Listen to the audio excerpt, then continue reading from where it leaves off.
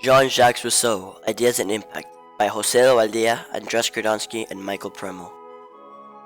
Jean-Jacques Rousseau was born in Geneva on the 28th of June 1712. His mother died when he was young, and Rousseau was initially brought up by his father, a watchmaker. He left Geneva aged 16 and traveled around France, where he met his benefactress, the Baroness de Warens, who gave him the education that turned him into a philosopher. The Discourse on Inequality, The Social Contract, and the Émilie are Rousseau's main works. The Discourse of Inequality is significant as Rousseau's first works because it contained all the central elements of his philosophy. The fundamental concept of this book is of moral inequality, or natural forms of inequality that are created by human beings. He is clear that such forms of inequalities are morally wrong.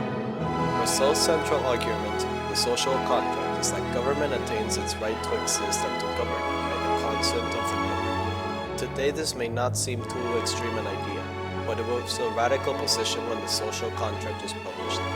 Rousseau discusses numerous forms of government that may not look very democratic in modern eyes, but his focus was always on figuring out how to ensure that the general will of all the people could be as expressed as truly as possible in their government. Émilie is remembered best as Rousseau's statement of his philosophy of education and as a groundbreaking work in educational reform. Rousseau's belief that any formal education, whether scholastic or religious, should not be started until adolescence was a radical suggestion at a time when well-bred children were expected to begin religious training, in particular by the age of 6 or 7. Although Émilie is certainly a powerful statement on education, it created great controversy due to Rousseau's radical approach to religion. Rousseau always denied that Émilie was a work of education, and he insisted it was essentially a philosophical work, devoted to defending his fundamental belief in man's natural goodness. Rousseau lived in a very different era, but his exploration of the place of the individual in society could have been written yesterday.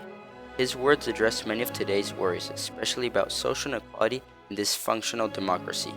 Like Rousseau 3 centuries ago, we in the 21st century have to look for the identity, the common good that will enable our society to revive democracy, solidarity, and the art of living together.